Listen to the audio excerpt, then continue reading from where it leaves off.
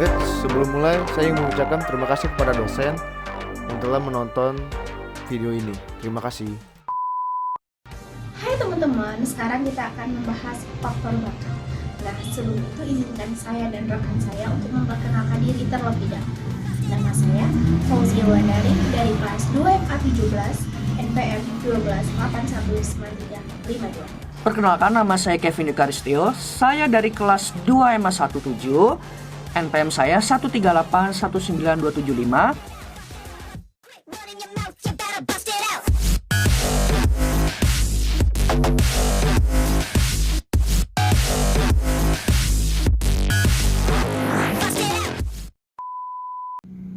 Langsung saja kita membahas faktor bakat.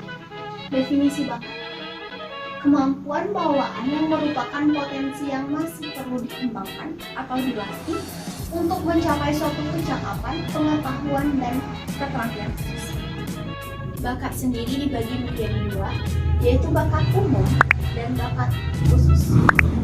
Sebelumnya saya akan membahas tentang bakat. Bakat umum adalah kemampuan yang bersifat umum. Artinya, semua orang memiliki bakat tersebut. Contohnya berpikir, berbicara, dan menulis. Selanjutnya ada bakat khusus. Bakat khusus adalah kemampuan dengan potensi khusus. Contohnya itu musik, dance tradisional, dan berpidato.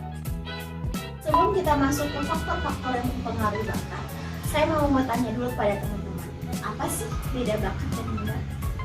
Oke, saya akan menjelaskannya terlebih dahulu. Bakat adalah potensi yang dimiliki seseorang, bahkan itu sejak lahir sudah ada dalam diri seseorang tersebut. Sedangkan minat adalah motivasi di dalam diri setiap individu untuk mengembangkan potensi dan bakat yang dimilikinya tersebut. Kembali ke faktor-faktor yang mempengaruhi bakat. Yang pertama adalah genetik. Maksud genetik di sini adalah potensi atau bakat yang dimiliki seorang anak sama dengan potensi yang dimiliki oleh orang tuanya. Contohnya saja, orang tuanya itu memiliki potensi atau bakat di bidang olahraga, yang otomatis anaknya juga memiliki bakat di olahraga. Itulah yang dimaksud dengan genetik. Yang kedua itu adalah latihan. Latihan juga merupakan pembentukan bakat, yang mana kalau kita tidak latihan itu bakat jadi tidak terasah dan menimbulkan bakat tersebut tidak kompeten dalam diri seseorang. Yang terakhir itu ada struktur tubuh. Struktur tubuh juga mempengaruhi bakat yang dimiliki seseorang. Misalnya saja dia bertubuh tinggi. Itu kebanyakan seseorang yang bertubuh tinggi itu memiliki bakat dalam bidang model atau ke basket. Lain halnya dengan postur tubuh yang rendah. Itu biasanya lebih cenderung kepada pelari karena dia memiliki kecepatan kayak setan atau kelincahan-kelincahan di berbagai olahraga lainnya. Terima kasih. Selanjutnya akan dilanjutkan oleh rekan saya. Di sini saya akan mengutarakan tujuan dari faktor bakat. Apa saja sih keuntungan dari kita mengembangkan faktor-faktor bakat kita? Nah, di sini ada tujuan mengetahui faktor bakat, yaitu untuk dapat melakukan diagnosis dan prediksi. Tujuan mengetahui bakat yang pertama adalah untuk melakukan diagnosis.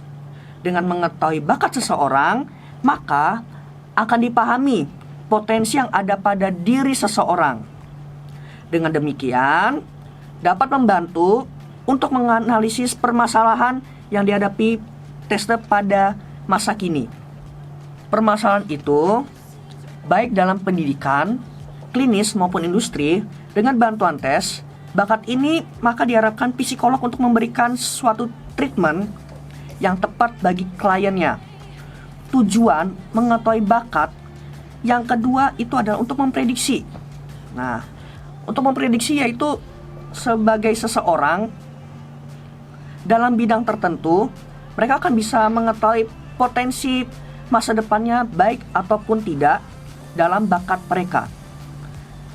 Dan yang ketiga, pada dasarnya prediksi adalah mempertemukan potensi seseorang dengan persyaratan yang dituntut oleh suatu lembaga. Pada dasarnya, pengidentifikasi bakat dapat dilakukan pada tingkat anak usia dini dengan maksud dan tujuan agar nantinya si anak mampu menunjukkan kesesuaian kondisinya sejak awal dalam menyelesaikan suatu program. Tujuan identifikasi bakat sendiri menurut Harv et 1982 mengemukakan bahwa tujuan pemanduan bakat adalah untuk memprediksi suatu derajat yang tinggi tentang kemungkinan apakah dia mampu dan berhasil menyelesaikan suatu program yang dia tekuni, agar ia dapat mengukur secara pasti dan dapat melakukan tahap selanjutnya. Tujuan kita mengetahui bakat itu adalah manfaat mengenal bakat. Yang pertama, untuk mengetahui potensi diri. Bakat merupakan kemampuan yang lebih menonjol daripada yang lain, baik secara intelektual maupun secara praktis. Bakat melakukan potensi yang dimiliki seseorang karena faktor genetik. Potensi yang dimiliki ada banyak ragamnya, bisa ratusan bahkan jutaan. Namun tentunya hanya ada satu ataupun dua potensi yang paling menonjol.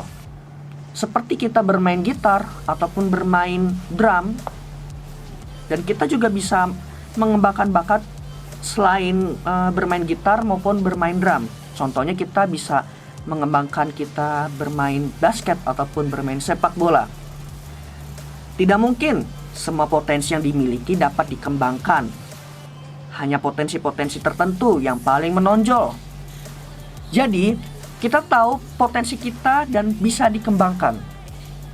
Dan yang kedua, untuk merencanakan masa depan. Meraih masa depan harus dipersiapkan sejak dini. Perencanaan masa depan atau cita-cita perlu menjadi pertimbangan yang sangat penting. Dengan mengetahui bakat yang kita miliki, kita bisa merencanakan mengembangkan dengan demikian. Juga turut merencanakan masa depan. Dan yang ketiga, untuk menentukan tugas atau kegiatan, efektivitas pekerjaan yang sangat tergantung dari bekal kemampuan yang dia miliki. Ketika aktivitas pekerjaan sesuai dengan bakatnya, tentu hasilnya akan memuaskan ataupun jauh lebih bagus ketimbang yang tidak kita maksimalkan dalam faktor bakat kita.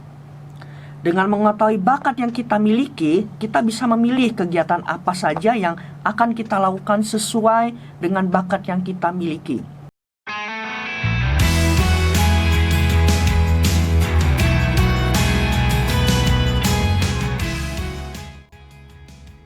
Kesimpulannya bahwa semua orang itu mempunyai bakat.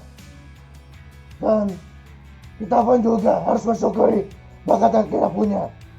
Jangan pernah iri hati jika kau tidak mempunyai bakat itu. Latihanlah. Semakin lama kau berlatih, semakin jadi bakat itu. Sekian dari saya. Terima kasih. Roll the credit, mates.